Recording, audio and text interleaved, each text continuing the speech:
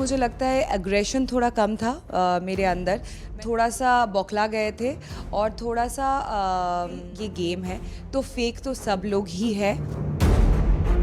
ये सारे रिश्ते ऐसे चेंज हो गए कि कहीं ना कहीं वो शालीन के अगेंस्ट चले गए। शीतल, सबसे पहले तो जब से ही आप बाहर आई हैं तो लोग बहुत ज़्यादा आपकी बातें कर रहे हैं, आपके बारे में लिख रहे हैं और लिख भी काफ़ी अच्छे पे हुए रहे हैं कि वो आपको शो के अंदर बहुत ज़्यादा मिस कर रहे हैं।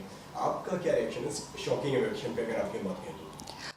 एक्चुअली 2 दिन में काफ़ी शॉक्ड थी, पर जब मैं ट्विटर में जाके और इंस्टाग्राम में जाके लोगों का इतना प्यार देखा, मैं सैड तो थी डेफिनेटली, पर इतने पॉजिटिव कमेंट्स और जिस तरीके से लोग मुझे अपना रहे थे, प्यार भेज रहे थे, मुझे सच में बहुत अच्छा लगा कि भले ही जर्नी छोटी रही हो, पर जो मुझे प्यार मिला इतनी छोटी सी जर्नी में, दैट्स समथिंग विच इज़ शायद मैंने बहुत अच्छा कर्मा किया होगा बोल के मुझे इतना प्यार, इतना अपनापन सबसे मिला।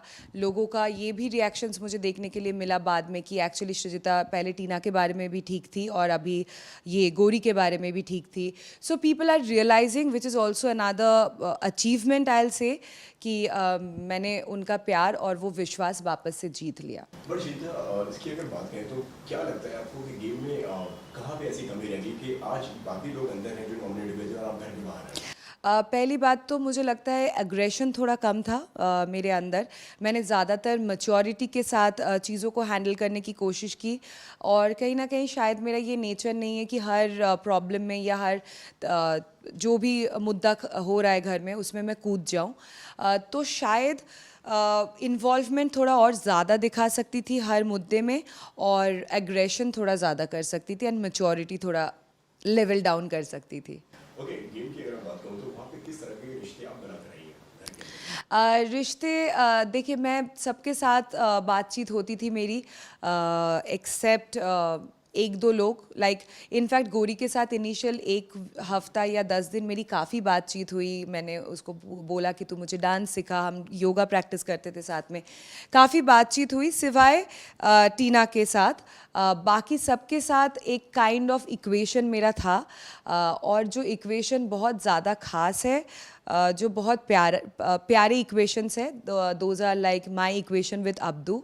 कहीं ना कहीं उसके साथ एक अलग कनेक्शन था, एक अलग बॉन्ड था।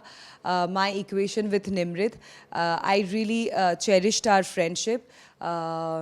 फिर my equation with Priyanka and Ankit, दोनों के साथ भी मेरा काफ़ी मैच होता था, वाइब्स वगैरह, टॉक्स वगैरह, तो उनके साथ भी मैंने बहुत अच्छा मेमोरीज क्रिएट किया है। And my equation with kind of Gautam, I will से।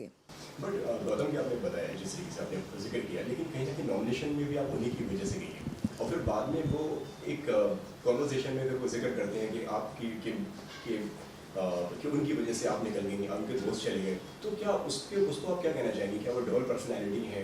इस तरह क्या है?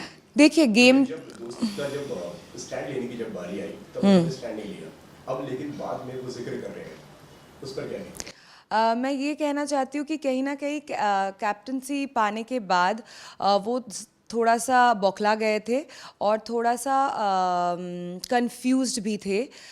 और मुझे एक चीज़ गौतम में हमेशा से लगी है कि जब डिसीजन लेने की बारी आती है तो वो कहीं ना कहीं कंफ्यूज्ड होते हैं। तो एक सिंपल सी चीज़, जैसे मैं एग्जांपल देना चाहती हूँ, शायद ऑडियंस को ये चीज़ पता नहीं है।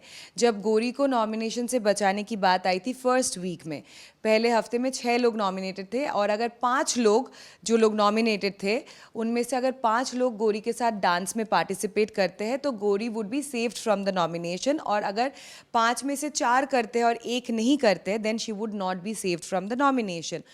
तो उस बारे में मेरी गौतम से बात हुई थी, और कहीं ना कहीं वो श्योर थे कि उनको गौरी के साथ डांस करना चाहिए, क्योंकि उन लोगों ने आपस में, हम लोगों ने कुछ कैलकुलेशंस बिठाया था, बहुत ही बढ़िया सा कैलकुलेशन हम लोग कर रहे थे, तो करना चाहिए। पर फिर भी जब मौका आया, अगर आप लोगों ने एपिसोड देखा होगा, चारों लोग चले गए थे इंक्लूडिंग अर्चना, पर गौतम फिर भी बगल में बैठा हुआ था और कॉन्स्टेंटली 1-2 बार मुझे पूछा क्या करना चाहिए, करूँ, जाओ।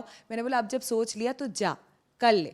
सो I think he gets little confuse जब एकदम कोई वाइटल सा डिसीजन लेने का वक्त आता है, और कहीं ना कहीं ये गेम है तो फेक तो सब लोग ही है। और हाँ, उसका रीज़निंग यही था कि उसको करना पड़ा नॉमिनेट मुझे, पर आई थिंक ही माइट और could have avoided the situation. और